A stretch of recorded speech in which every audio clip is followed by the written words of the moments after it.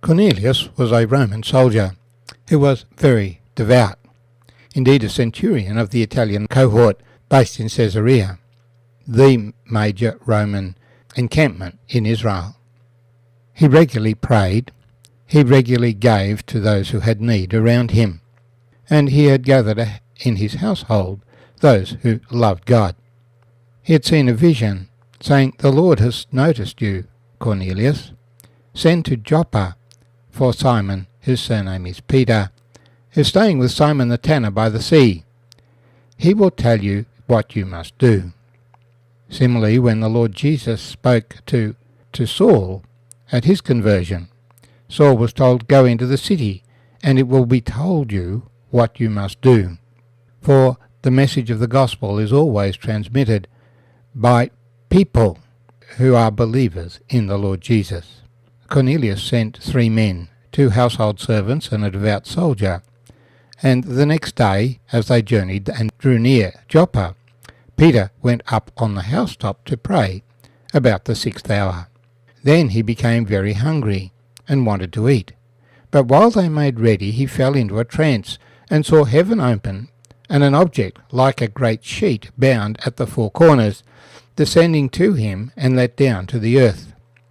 In it were all kinds of 4-footed animals of the earth, wild beasts, creeping things, and birds of the air. And a voice came to him, "Rise, Peter, kill and eat." But Peter said, "Not so, Lord, for I have never eaten anything common or unclean." And a voice spoke to him again the 2nd time, "What God has cleansed, you must not call common." This was done 3 times, and the object was taken up into heaven again. Now, while Peter wondered within himself what this vision which he had seen meant, behold, the men who had been sent from Cornelius had made inquiry for Simon's house, and stood before the gate. And they called and asked whether Simon, whose surname was Peter, was lodging there. While Peter thought about the vision, the Spirit said to him, "Behold, 3 men are seeking you.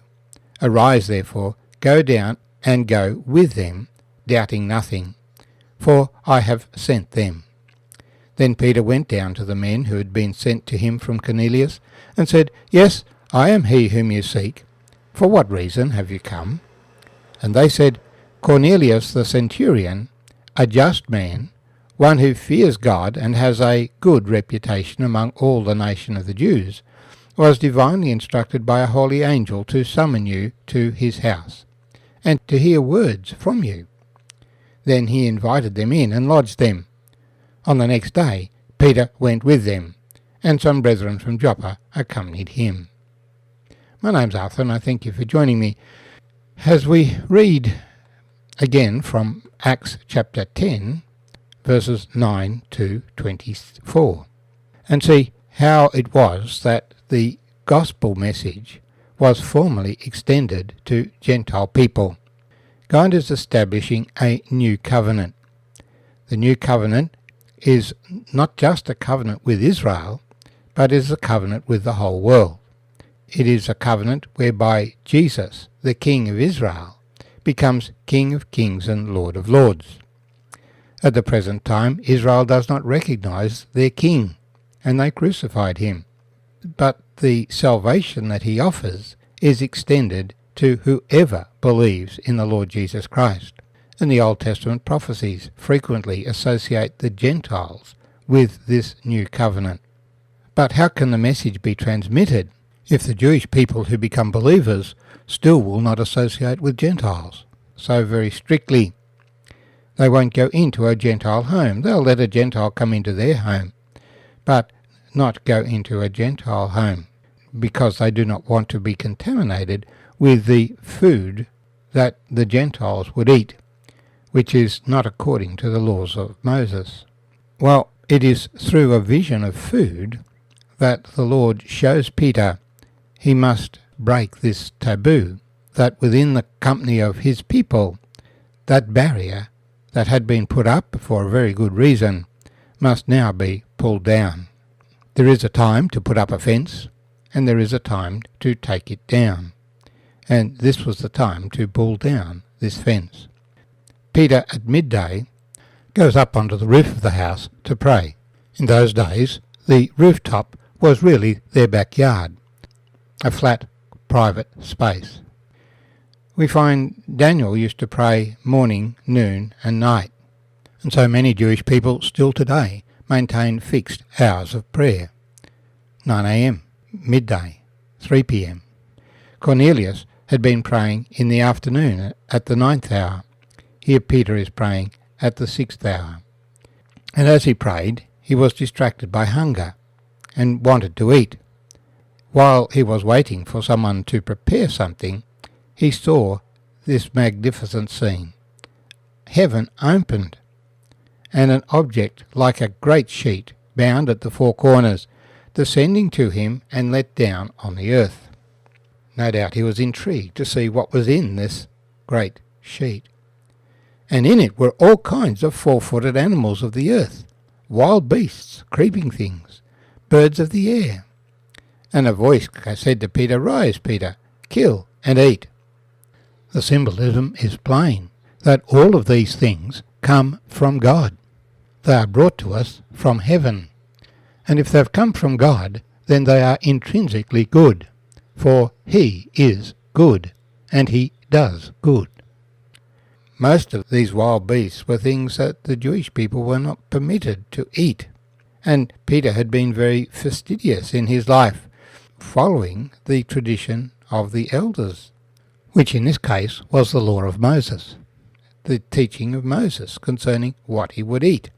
To think that the Lord was telling him to eat anything off this table, it was so repulsive to him. It was so ingrained in him that he was not to eat these things. But God said, "What God has cleansed, you must not call common." And this scene was repeated 3 times before the object was taken up again. When we read the Old Testament, we find that after the flood, Noah was permitted to eat meat, anything that was given for food, but not blood, which was expressly excluded as a food item. And so I take it that the only thing that we should not eat is direct blood products. Some have argued that not even they are out of bounds. But the very reason for these rules that Moses gave was that the children of Israel should not have the diseases of Egypt. And we know that many diseases are the result of the food that we eat.